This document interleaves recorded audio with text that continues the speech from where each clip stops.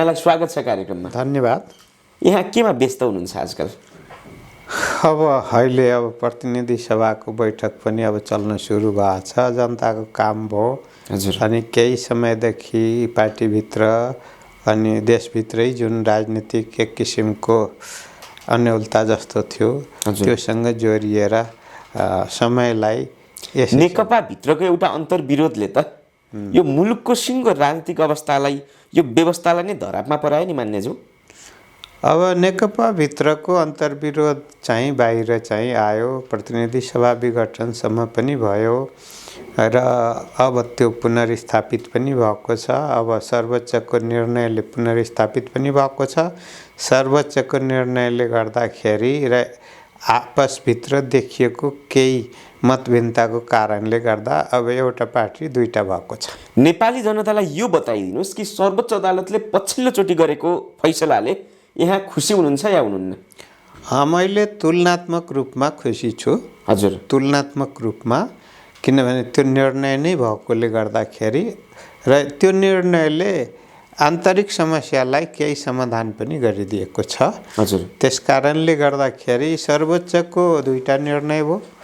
एउटा चाहिँ प्रतिनिधि सभा पुनर्स्थापना, हजुर, त्यसले संविधानको व्याख्या समेत गर्यो र पटक पटक जतिखेर पनि प्रतिनिधि सभा विघटन हुन सक्ने गरिकनको जुन प्रयास थियो त्यो चाहिँ अन्त्य गरिदियो र एउटा सरकार सञ्चालनको सन्दर्भमा एउटा स्थायित्वको दिशा पनि दियो। संविधानलाई दिशानिर्देश गर्ने काम पनि भएको छ। आजको दिनलाई विश्लेषण गर्दा केपी ओली सफल प्रधानमन्त्री या असफल? अब अहिलेसम्म सन्दर्भमा लिने हो भने केही कुरामा चाहिँ उहाँले जुन विघटनको कुरा गर्नुभयो त्यो आलोचनाको कुरा भएको, त्यो पुनर्स्थापित भएको छ। तर के हो भने तुलनात्मक रूपमा सफल नै हुनुहुन्छ। तर जनताको अपेक्षा के हो भने यतिले पुगेन, अझै चाहिँ सफल हुनुपर्छ र राजनीतिक किचलो नआओस्, राजनीतिक स्थायित्व आओस् र राजनीतिक किचलोको कारणले गर्दा राजनीतिक स्थायित्वमाथि शङ्का उत्पन्न गरिएको कारणले गर्दाखेरि जनतामा चिन्ता बढ्नु त एउटा स्वाभाविक हो। साबिकका दुई दल नेकपा एमाले र माओवादी केन्द्र मिलेर एउटा दल नेकपा बन्दै गर्दा यहाँका शीर्ष नेताहरूले र यहाँहरूले, दोस्रो तबकाका नेताहरू जो यहाँहरू हुनुहुन्छ, यहाँहरूले भन्ने गरेका शब्द सापट्टि लिएर भन्ने हो भने नेकपा एउटा जेट प्लेन हो, जेट प्लेन एउटा पाइलटले चलाउँदैन, जेट प्लेनमा दुईटा पाइलट चाहिन्छ, नेकपा जेट प्लेन हो भनेर भन्ने गर्नुहुन्थ्यो। तर आजको अवस्थासम्म आइपुग्दा त त्यो जेट प्लेनमा त इन्जिन त बिग्रेको टेम्पोको रहेछ नि त सर। अब मैले एउटा कुरा के भन्ने गरेका थिएँ भने फरक फरक धारबाट फरक फरक मान्यता सहित आएको पार्टी केही कुरा हामीले थाँती राखेर अनि केही अभ्यास, नयाँ अभ्यास गर्न खोज्यौँ। त्यो के हो भन्दाखेरि वैचारिक विषयवस्तुहरूलाई महाधिवेशनमा टुङ्गो लगाउने, साङ्गठनिक रूपमा चाहिँ टुङ्गो लाउँदै जाने, तर साङ्गठनिक रूपमा पनि पुरा टुङ्गो लागेन, वैचारिक कुरा त टुङ्गै लागेकै थिएन र यही बिचमा चाहिँ केही कार्यशैलीसँग जोडिएर र मूलत सरकारमा रहेको कारणले गर्दाखेरि सरकार सञ्चालनमा आफ्नो चाहिँ उपस्थिति मात्र होइन, प्रमुख भूमिका आफूले पाउने कुरासँग जोडिएर मूल रूपमा विवाद सिर्जना भयो र त्यसले चाहिँ प्रतिनिधि सभा विघटनसम्म पनि भयो र पार्टीलाई पनि एक किसिमले भन्ने हो भने पूर्व माओवादी केन्द्रको तर्फबाट प्रचण्ड र पूर्व नेकपा एमालेको तर्फबाट केपी ओली बीच 2.5 वर्ष गरेर सरकार चलाउने सहमति केपी ओलीले नमान्दा संसद विघटन भएको हो अथवा त्यो सहमति भएको थियो या थिएन? अब त्यो 2.5 वर्षसम्म पार्टीले औपचारिक रूपमा गरेका थिएन, तर नेताहरूको बिचमा चाहिँ जुन लिखित भएको थियो र त्यो गोप्य रूपमा भएको थियो र पछि त्यसलाई अस्वीकार गर्ने काम पनि भयो, सहमतिमै पनि अस्वीकार गर्ने कुरा भयो। तर दुईटा दुईजना नेताहरूको बिचमा त त्यो कुरा टुङ्गियो। तर के हो भने एउटै पदको निम्ति 5-5जना नेताहरू म कि म भनेर तछार मछार हुने स्थिति थियो। जनताले चाहिँ स्थायी सरकार चाहेको थिए र मैले सुरुदेखि नै पनि भन्दै थिएँ कि नेपालमा राणा शासन पश्चात चाहिँ स्थायी सरकार चाहिँ पुरा अवधि काम नगरेकोले गर्दा यो सरकारले काम गर्नुपर्छ भन्ने मेरो मान्यता थियो। जनताको चाहना भावना र आवश्यकता भन्दा पनि नेताको मनोगत र पदप्रतिको आसक्तिको कारणले गर्दाखेरि चाहिँ समस्या सिर्जना भयो र यो समस्याले चाहिँ राष्ट्रिय रूप पनि लियो। पार्टीभित्र पनि चाहिँ एक किसिमले भन्ने हो भने बिखरावको एउटा स्थिति पैदा भएको। त्यस कारणले गर्दाखेरि कुनै सिद्धान्तमा गएर भएको होइन कुनै विचारमा गएर भएको होइन, पद केन्द्रित नै थियो र जुन मैले सुरुदेखि भन्दै पनि आएको थिएँ। र अर्को कुरा के हो भने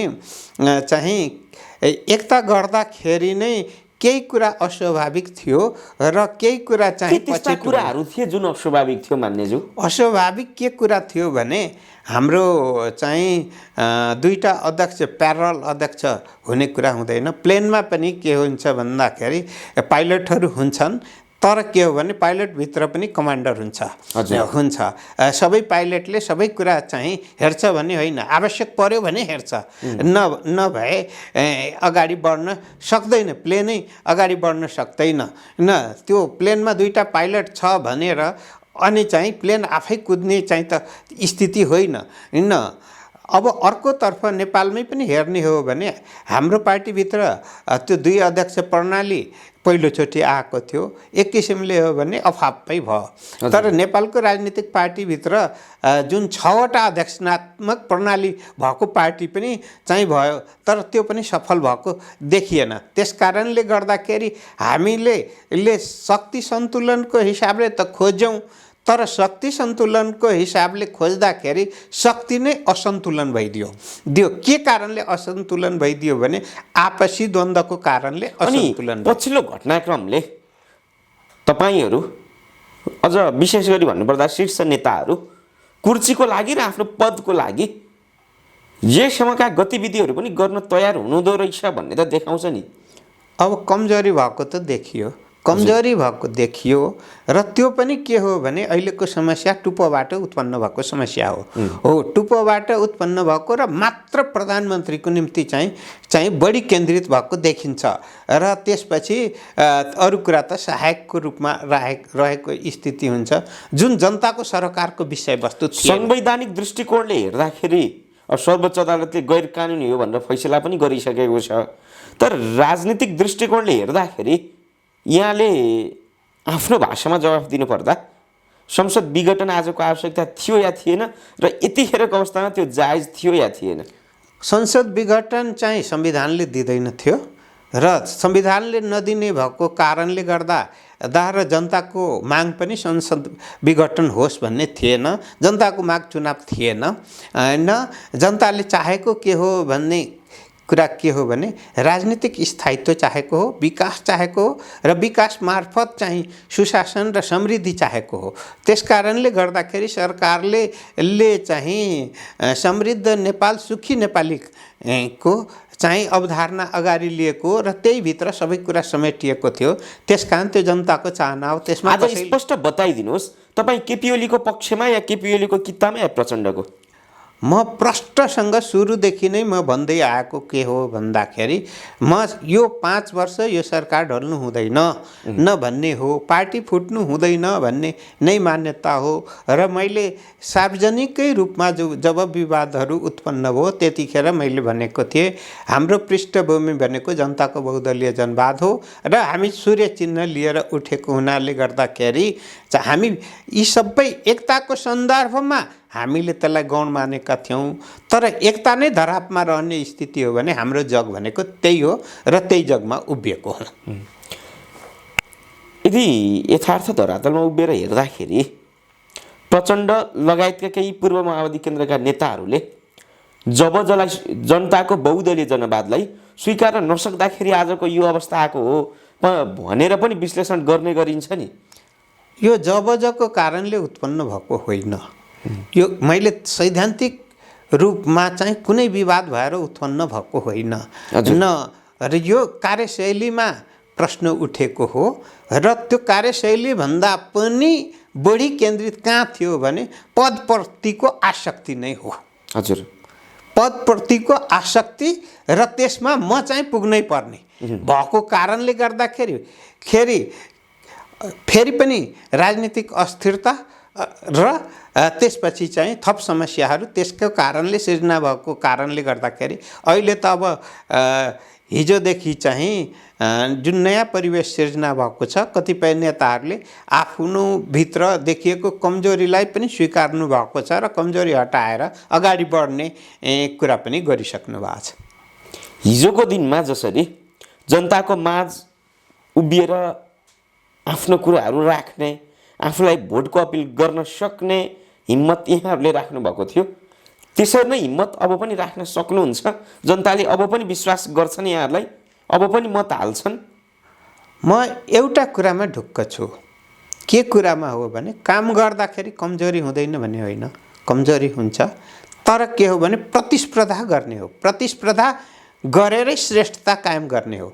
त्यसकारणले मलाई भन्नुहुन्छ भने नेकपा चाहिँ जहिले पनि नेकपा हुँदाखेरि पनि अथवा योभन्दा पहिला चाहिँ नेकपा एमाले हुँदाखेरि पनि र त्योभन्दा अगाडि अझै जानुभयो भने हामीले चाहिँ विभिन्न प्रसङ्गहरूमा जनताको बिचमै गएर भोटबाट सिधै जनताको भोटबाट निर्वाचित भएर आएको हौँ र त्यसमाथि विश्वास भएको कारणले गर्दा हामी जनतालाई भगवान मान्छौँ र भगवानलाई चाहिँ हामी पुज्ने गर्छौँ। भन्नेको मतलब जनतालाई नै पुज्ने गर्छौँ, तर जनताबाट पाएको प्रसाद जो हुन्छ नि, आशीर्वाद स्वरूप प्राप्त भएको प्रसादलाई नै स्वीकार गर्छौँ। त्यसकारणले गर्दाखेरि कहिले हामी हार्दाखेरि निराश हुने र कहिले जित्दाखेरि जनताले यहाँलाई दिएको प्रसादको, जनताले यहाँलाई दिएको आशीर्वादको सही सदुपयोग गर्न किन सक्नु भएन यहाँहरूले?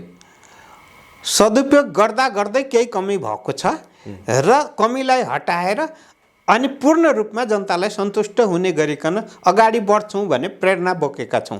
काम नगर्ने मान्छेबाट कमी हुँदैन, काम गर्नेबाटै हुन्छ।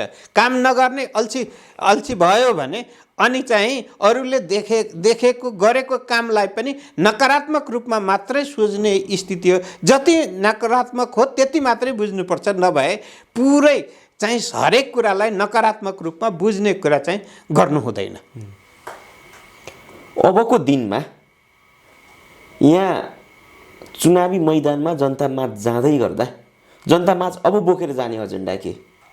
पार्टी फेरि एकता गर्छौँ भनेर चाहिँ भोट माग्ने या के गर्ने? हामीले भोट माग्दा पार्टी एक गर्छौँ भनेर भोट मागेका थिएनौँ। हामी चुनाव लड्दाखेरि कम्युनिस्ट एकताको कुरा त थियो नि मान्ने चाहिँ होइन, एकताको कुरा जनताको कुरा थिएन।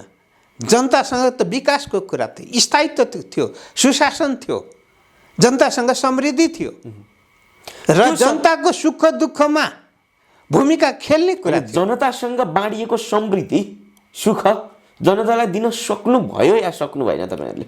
कति दिन सक्यौँ कति दिन सकेनौँ भन्ने कुरा पुगेन होला, तर के हो भने हामी अन्यत्र लगेर सुख र समृद्धि त अन्तै चाहिँ छरेनौँ नि। त्यसै कारणले गर्दाखेरि हाम्रो स्रोत साधनले भ्याएसम्म हामीले प्रयास पनि गरिरहेका छौँ र अगाडि बढ्दै पनि छौँ, तर के हो भने पुग्दो भयो भने हामीले अझै ठानेका छैनौँ। अझै चाहिँ जनताको आवश्यकता धेरै छ। अब केही समय अलमल भएकोले गर्दा यो अलमलमा जुन घाटा लाग्यो त्यो घाटालाई पनि परिपूर्ण हुने गरिकन अगाडि बढेर काम गर्छौँ। यहाँले 2 पटकसम्म यो देशको मन्त्री हुने अवसर पाउनुभयो।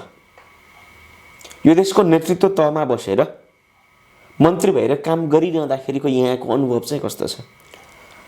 मैले 2 चोटि मन्त्री भएँ र जहिले पनि म मन्त्री हुँदाखेरि आफूले पाएको जिम्मेवारीलाई इमान्दारीपूर्वक पुरा गर्ने प्रयास गरेका छु। त्यो प्रणाली विकास गरेर, कसैलाई खुसी बनाएर होइन, देशलाई खुसी बनाउने बाटो अँगालेर हो। र म पहिलोचोटि हुँदाखेरि यो देशको मन्त्री हुँदाखेरि डिबी र पिआरको कुराले निकै चर्चामा आउनुभएको यहाँ तर दोस्रो पटक मन्त्री बन्दाखेरि केही विवादित पनि बन्न पुग्नु भने त्यो विवादित बन्न पछाडिको कारण चाहिँ के थियो? मैले पहिलोचोटि भन्ने हो भने जुन बेला डिबिपिआरसँग जोडिएर मैले कुरा उठाएँ, हजुर, मलाई धेरै सराप्नेहरू थिए, धेरै नेताहरू थिए कि यो असम्भव र यो चाहिँ जायज हो, नाजायज कुरा लालबाबु पण्डितले उठायो। तर आज सोध्नुभयो भने नाजायज जसले भन्दै थिए ऊ पनि जायज हो भने केही देशलाई माया नगर्नेहरू र देशको लाई जहिले पनि आलोचना गर्ने तर विदेशमा मात्रै रमाउनेहरूले केहीलाई चित्त नबुझेको हुनसक्छ। तर नेपाली बीच नयाँ पहिचान दिने कुरा र त्यसले संविधानमा पनि त्यो प्रावधान राख्ने कुरा जुन भयो नि, हजुर, त्यो त विजय नै हो नि। अब दोस्रोचोटि भन्नुहुन्छ भने दोस्रोचोटि सङ्घीयता कार्यान्वयन थियो, पहिलो जिम्मेवारी थियो र सङ्घीयता कार्यान्वयनको पहिलो जिम्मेवारीभित्र सबभन्दा अप्ठ्यारो के हो भने मानवीय व्यवस्थापनको काम हो र त्यो पनि 3 तहको सङ्घीयता कार्यान्वयनको कुरा थियो र एकीकृत रूपमा रहेको प्रशासनलाई 3 ठाउँमा भागभण्डा गर्दाखेरि अनि सिंहदरबारभित्र रमाउन खोज्ने र देशभित्रै प्रदेश छ भने नबुझ्ने, देशभित्र स्थानीय निकाय छ भने नबुझ्ने, हामी त पुरानो मान्छे हौँ भनेर अनि पुरानो कुरा मात्रै खोज्ने, परिवर्तित सन्दर्भलाई बोक्न नखोज्ने तर परिवर्तित सन्दर्भ नबोकी नहुने भएकोले गर्दा र कर्मचारी समायोजन संविधानले नै दिएको दिशानिर्देश भएकोले गर्दा 3 तहमा गर्नै पर्ने भएकोले गर्दा अलिक काठमाडौँ छोड्नु परेको केहीलाई चाहिँ गुनासो लाग्ला। हजुर, तर होइन भने साधारण जीवनशैलीको कारण साइकल चढेर बालुवाटार पुग्ने गर्नुहुन्थ्यो, त्यो कारण जनताको अलिकति मन जित्न सफल हुनुभएको यहाँ दोस्रो पटक मन्त्री बनिरहँदाखेरि केही त्यस्ता आर्थिक पाटाहरू पनि आए नि मन्त्रीज्यू यहाँका पछाडि। तपाईहरूलाई एउटा कुरा भ्रम होला, मैले के भनेको हुँ भने मेरो प्यारो साधन भनेको निजी साधन साइकल हो र अर्को कुरा के हो भन्ने हो भने मेरो प्यारो साधन साइकल हो, म मात्र साइकल चढ्छु भन्ने होइन। म बालुवाटार साइकल चढेर गएको होइन, सिधै सिंहदरबार सधैँ साइकल चढेर गएको होइन। मन्त्री हुँदाखेरि मन्त्रीको मन्त्रालयको सरकारी गाडी नै चढेर गएको हुँ। हजुर, मैले यहाँदेखि देशभरि साइकलमा हिँडेको होइन, त्यो असम्भव कुरा हो, एकदम असम्भव कुरा हो। प्लेन पनि चढियो, विदेश जाँदा त बोइङ पनि चढियो, अनि यहाँ बस पनि चढिन्छ, टेम्पो पनि चढिन्छ, कहिले ट्याक्सी पनि चढिन्छ, कहिले साथीहरूको मोटरसाइकलमा पनि गइन्छ। अनि मात्र साइकलले भन्ने हो भने आवश्यक पर्दाखेरि साइकल चढ्छु। हजुर, तर सरकारी गाडी मन्त्री भएको बेलामा होइन साइकल मात्रै चढ्नुपर्छ भने कसले भन्यो र? मैले साइकल मात्रै चढ्छु भने कसले भन्यो र? होइन, साइकल मात्रै चढेर सम्भव पनि हुँदैन, त्यो असम्भव। अनि असम्भव कुरा चाहिँ उल्टो कुरा चाहिँ कसैको दिमागमा आयो भने त्यही उल्टो चाहिँ म चाहिँ हिँडिराख्नु पर्ने कि सुल्टो हिँड्नु पर्यो? होइन, यहाँले आफ्ना परिवारहरूप्रति लक्षित गरेर सरकारी साधनको चाहिँ दुरुपयोग गर्नुभयो भन्ने कुराहरू मिडियामा जो आए ती अतिरञ्जित थिए या ती कुरा साँचो थिए? ती सबै झुटका पुलिन्दा थिए र अहिले पनि भन्नुहुन्छ भने म जुन मिडियामा जान्छु, मिडियासँग गाडी छ भने त्यही गाडी मगाउँछु, नभए मेरो चाहिँ साथीहरूको मोटरसाइकल प्रयोग गर्छु, कहिलेकाहीँ ट्याक्सी प्रयोग गर्छु। हजुर, अनि सरकारी जे सुविधा हो त्यसको सदुपयोग मात्रै गरे हो, कुनै दुरुपयोग गरेको छैन। मेरा को नातागोता छन् यहाँ? न मेरा साला छन् न साली छन्, न मेरा चाहिँ भाइ भतिजा कसैले चाहिँ हो। मेरो सचिवालयमा देख्नुभयो कोही छ? छैन। हजुर त्यस कारणले यो केही पत्रकारिता गर्नेहरूको दिमागको खुराफाती र गलत दृष्टिकोणको उपज मात्रै हो, अरू केही पनि होइन। यहाँलाई मैले जनताप्रति राखेका कुराहरू पुरा गर्न सकेँ या जनतासँग खाएका बाचाहरू पुरा गर्न सकेँ, 2 पटक म देशको मन्त्री बनिरहँदाखेरि म पारदर्शी रूपले काम गर्न सकेँ भन्ने अझै पनि लाग्छ? म 100मा 100% लाग्छ। म एउटा कुरा विश्वास गर्छु कि प्रणाली स्थापित गर्ने हो भने मुख हेरेर साध्य छैन, हजुर, र मुख हेर्न थाल्ने हो भने प्रणाली स्थापित हुन्न। नेपालमा पहिलोचोटि समायोजन गर्दा सफ्टवेयरको प्रयोग गरेर हजुर गरिएको हो। कम्प्युटरको, तपाईँहरू पनि कम्प्युटर प्रयोग गर्नुहुन्छ नि? हजुर। मुख हेरेर त होइन नि। मुख हेर्ने भएको भए त सफ्टवेयरको विकास हुने थिएन। कहिले भएको थियो? हो, कुनै कर्मचारी भर्ना गर्दा तोक आदेशबाट भर्ना गरेका छ कि सबै लोकसेवा आयोगको विज्ञापनबाट गरेका छ? लोकसेवा आयोगको विज्ञापन चाहिँ पारदर्शी होइन? एकदम। अनि कुन पारदर्शिताको कुरा खोज्या? कुन पारदर्शिताको कुरा खोजेको हो? त्यसकारण तथापि भन्ने प्रश्नै छैन। तथापि भन्ने प्रश्नै छैन। किन तथापि भन्ने प्रश्न छैन भने? कैफियत छैन भने तथापि कहाँ आउँछ? होइन, यहाँप्रति लक्षित गरेर विभिन्न कुराहरू त अझै पनि आइरहन्छन् नि। हो, तपाईँले नेपालको संविधान पढ्नु भएको छ कि छैन? एकदम, म संविधानकै विद्यार्थी हुँ। हो, संविधानको विद्यार्थी हो। एकदम। नेपाल बहुलवादी हो, बहुलवादी विचार त हो, बहुदलीय प्रणाली पनि हो। एकदम हो, एकदम। अनि फरक दलले फरक किसिमको मान्यता राख्ने पनि गर्छन्। एकदम गर्छन्। र अर्को विकृत मानसिकता पनि के हो भने राम्रो मान्छेलाई खुल्याइएन भने आफू अगाडि बढ्न सकिँदैन भने त्यो पनि लाग्छ। लाग्छ कि लाग्दैन? अनि कतिपय पत्रकारलाई चाहिँ यो पनि लाग्छ कि यदि चाहिँ खुलाउन थालियो भने मैले चाहिँ विशेष पुरस्कार पाउँछु भन्ने पनि लाग्छ। त्यस कारणले गर्दाखेरि सबै कुरा जुन छ त्यो सत्य हुन्छ, निक्लेर सत्य हुन्छ। सत्य, कतिपय कुरा सत्य आउँछन्, कतिपय कुरा असत्य कुरा पनि बाहिर आउँछन्। हो, सत्य कुरा छ भने सामना गर्न तयार छु म। सत्य कुरासँग जहिले पनि सामना गर्न तयार छु।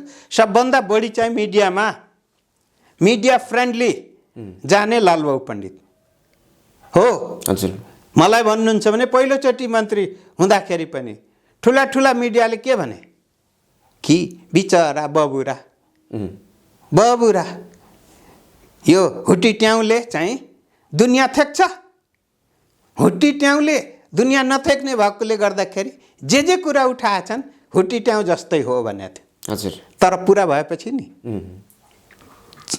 जुन लेख्नेहरू थिए नि मुख लुकाएर भागे नि त। हजुर, कतिपय चाहिँ म अहिले पनि देख्छु। होइन, यहाँले त्यो कुराहरू जोड्नुभयो।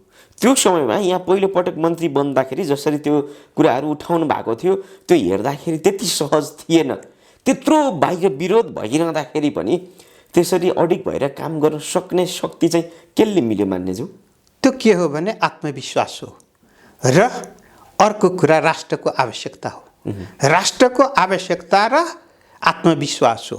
कठिन काम गर्नेहरू हिम्मतिला हुन्छन्, कायरहरू चाहिँ सकेसम्म काम गर्ने नै नपरोस्। मन्त्री हुने बेलामा कति समय मन्त्रालयको जिम्मेवारी सम्हाल्ने अवसर प्राप्त गर्नुभयो? मैले झनै 20 महिना जति सम्हाल्ने अवसर पाएको थियो।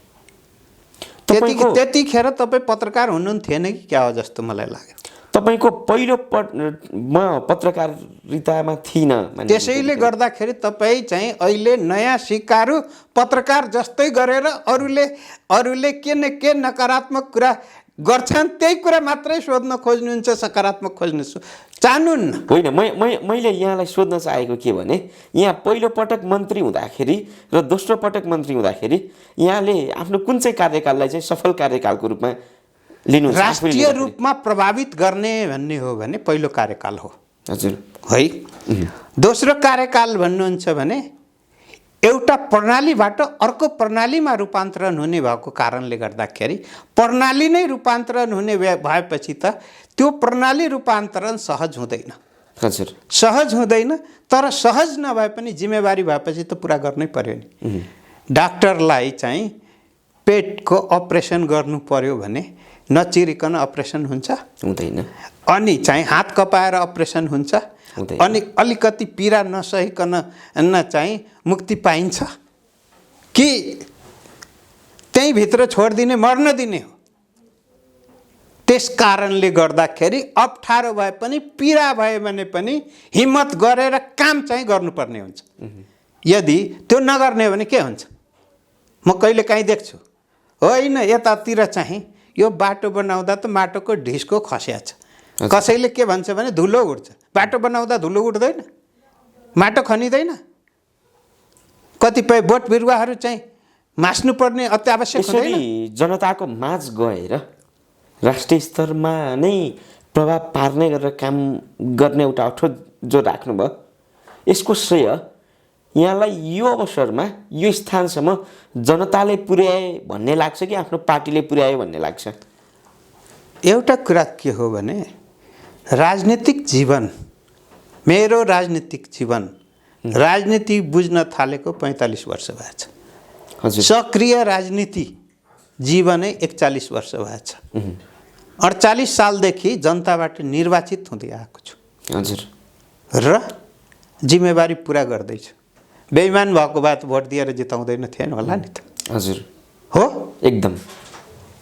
राष्ट्रप्रति, जनताप्रति र सेवाप्रति आफूले सक्दो गरिराखेकैले जिताउने हो।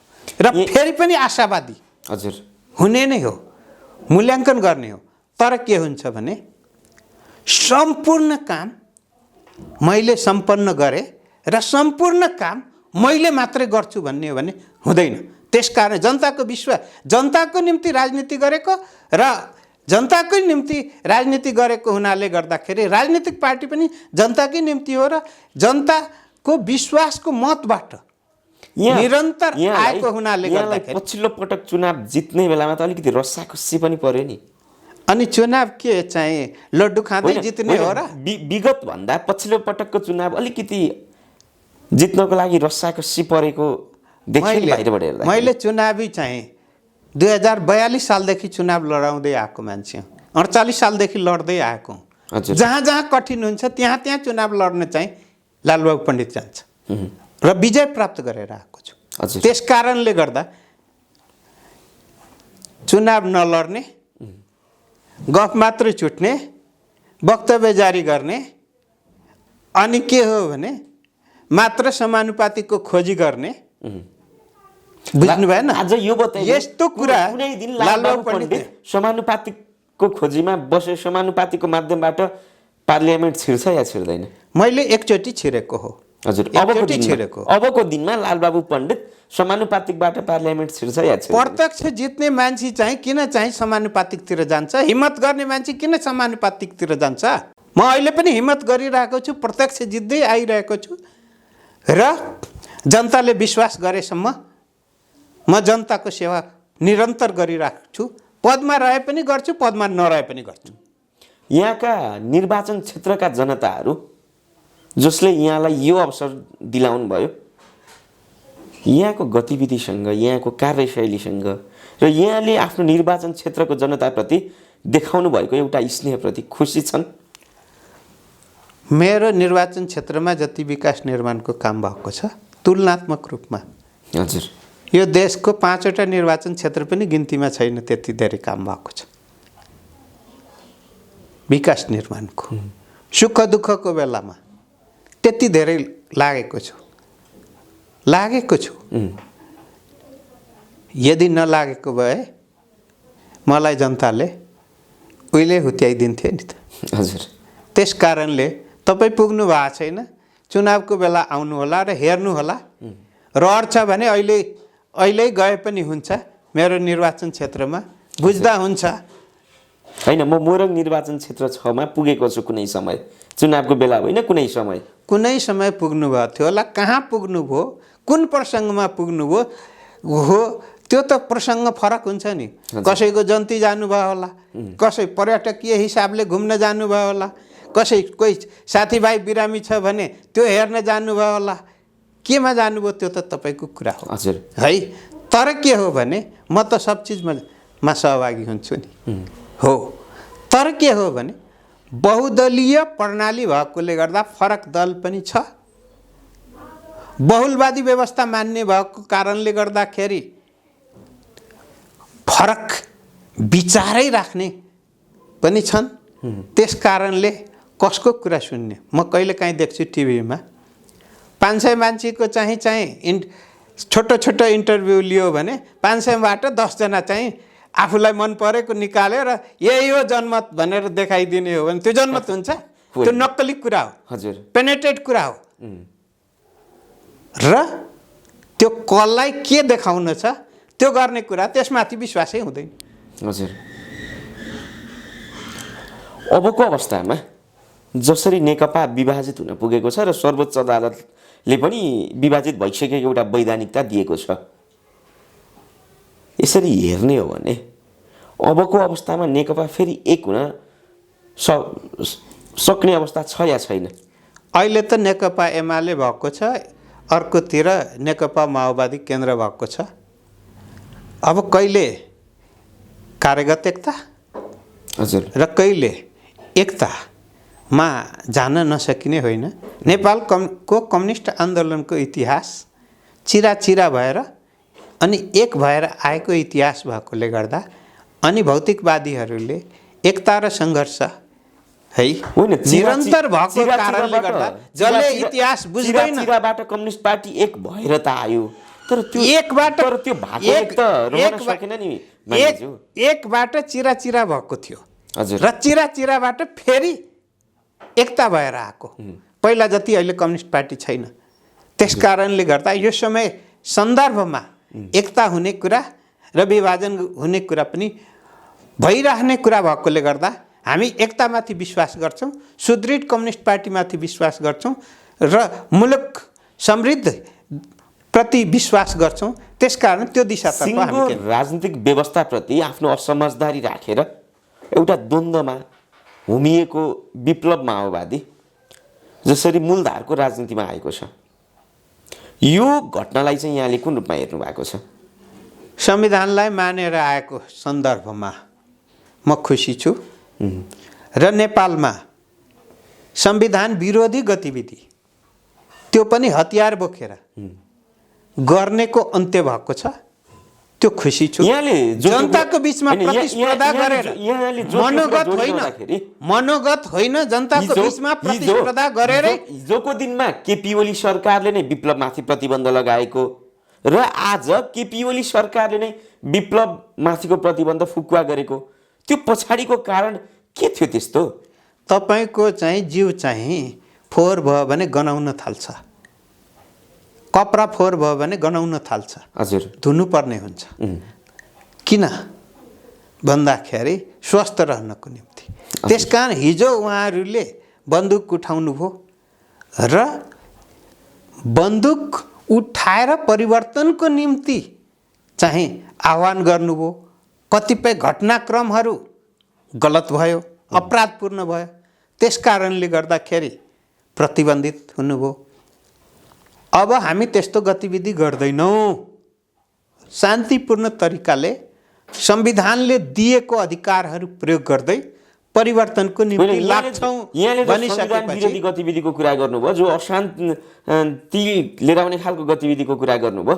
तर आम मान्छेले के पनि गुनासो गर्ने गरेका छन् भने त्यहाँ बुँदा नम्बर 4 चाहिँ खै चाहिने सबैभन्दा महत्त्वपूर्ण बुँदा चाहिँ हरायो भन्ने कुरा गरेका छन् नि। अब हतियार समायोजन सम्बन्धी बुँदा चाहिँ खै त नि, एउटा विद्रोही शक्तिसँग हतियारको सम्झौता नगरिकन, हतियार राख्ने सम्झौता नगरिकन त्यो शान्ति सम्झौता हुन सक्छ या सक्दैन? एउटा कुरा के हो भने हतियारको कुरा चाहिँ भएको भए राम्रै हो। उहाँहरूले हतियार देखाउनु भएको छैन। जहाँ जहाँ हतियार चाहिँ भेटिन्छ, जोसँग भेटिन्छ, नयाँ मुद्दा चल्छ र अपराध हात हतियार खर्खरजना मुद्दा चल्छ, त्यसलाई राजनीतिसँग जोड्न पाउनुहुन्न। त्यस कारणले गर्दा यो सरकार विद्रोही दलसँग हतियार छ भन्ने कुरा पनि आफूले चेष्टा राख्न सक्दैन। जे समझदारी भएको छ त्यसबाट अगाडि बढ्ने हो र अब हामी के पनि देखिरहेका छौँ भने विगतका हतियारहरू पछि पनि भेटिएका छन्। खाल्डामा पुरिएका स्थितिमा, कुहिएको अवस्थामा, खोलामा चाहिँ पुगेका बेकामिल हतियारहरू अब भविष्यमा चाहिँ यस्ता चाहिँ विद्रोही हतियारहरू त्यही बेकामिल भएर जान्छन् भन्ने कुरामा म विश्वस्त छु। होइन, यहाँले त्यो भन्नुभयो, त्यो होला नहोला आफ्नो पाटोमा छ, तर एउटा विद्रोही शक्तिसँग स्वाभाविक रूपमा हतियारको सम्झौता त गरिनुपर्ने होइन र भने? हतियार थियो कि थिएन भन्ने हो भने आरोप लागेको भने हतियार थिएन भने एनसेलका टावरहरू पड्काइएका छन्, सुराकीका नाउँमा कति मान्छेका हत्या गरिएका छन्, शिक्षक मारिएका छन्, त्यो सम्भव कसरी थियो? अब घरेलु हतियारले प्रयोग भएर पनि मारिएका छन्। होइन, घरेलु हतियारले अनि चाहिँ भलै घरेलु हतियारले मान्छे मर्दैन सक्ला, तर एनसेलको टावर पड्काउन घरेलु हतियारले मात्रै सम्भव छ र मान्नेछु? त्यसमा त केही ठुलै हतियार चाहिएला। प्रेसर कुकर बनाएर अनि विभिन्न गाग्री बनाएर यो त तपाईहरुले भन्ने यो त तपाईहरुले आफ्नो गाल मेटाउनको लागि भन्ने कुरा हो। कतिपय ठाउँमा ग्यास सिलिन्डरहरू पनि पर्काएर पनि अपराधपूर्ण काम भएका छन् नि। हजुर, त्यसलाई चाहिँ घरेलु हतियारको रूपमा लिन्छन्, दुरुपयोगको हिसाबले लिन्छन्। त्यसैको भात पकाउने हो भने त्यो तर यति कुरा चाहिँ यहाँले स्वीकार्नुस् कि घरेलु हतियारले एनसेलका टावर पड्काउन सम्भव छैन। घरेलु हतियार बनाएर पनि पड्काउन सम्भव छ। बनाएर मैले भनेको छु, दुरुपयोग गरेर सम्भव छ। त्यसकारण अब त्यो दुरुपयोग नहुने कुरामा विश्वास हुनु न।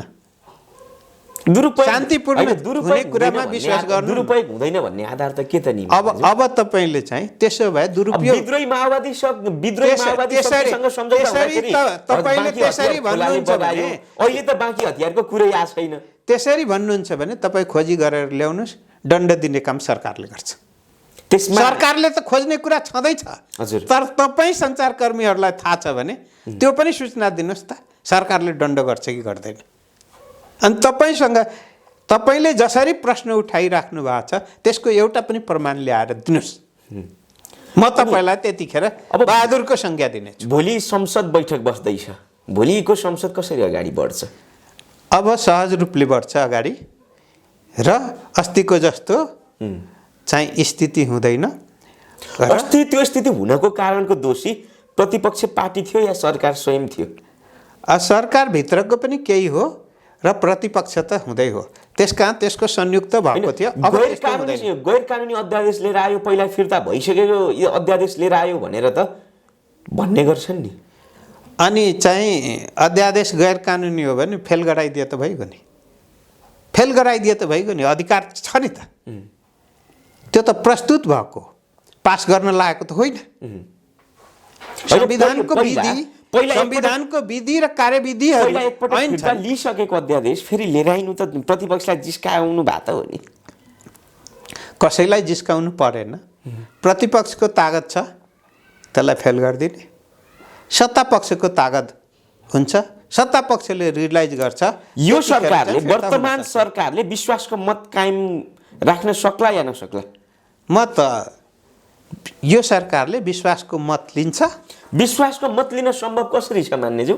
माओवादी केन्द्र तपाईहरुलाई अविश्वासको प्रस्ताव राख्ने तयारीमा छ भने माओवादीबाट अविश्वासको प्रस्ताव राख्ने कुरा मैले पहिल्यै भनेको छु, त्यो सम्भव छैन। सम्भव कसरी छैन मान्नेज्यू? सम्भव छैन, उहाँहरूको संख्याले सम्भव छैन। अघिल्लो पटक केपीओली प्रधानमन्त्री हुँदाखेरि पनि त माओवादी केन्द्रकै अविश्वासको प्रस्ताव मार्फत फालिएको हो प्रधानमन्त्रीलाई। आएपछि सामना गर्न तयार भइहाल्छ नि, चिन्ता लिनै पर्दैन। अनि कांग्रेसहरू यहाँको कितामा यहाँलाई चाहिँ सरकार बनाउनको लागि, सरकार चलाउनको लागि सहयोग गर्छ, यहाँको कितामा उभिन्छ भन्ने यहाँ ठान्नुहुन्छ कि प्रचण्डहरूको कितामा उभिएर प्रतिपक्षीको धर्म निभाएर अविश्वासको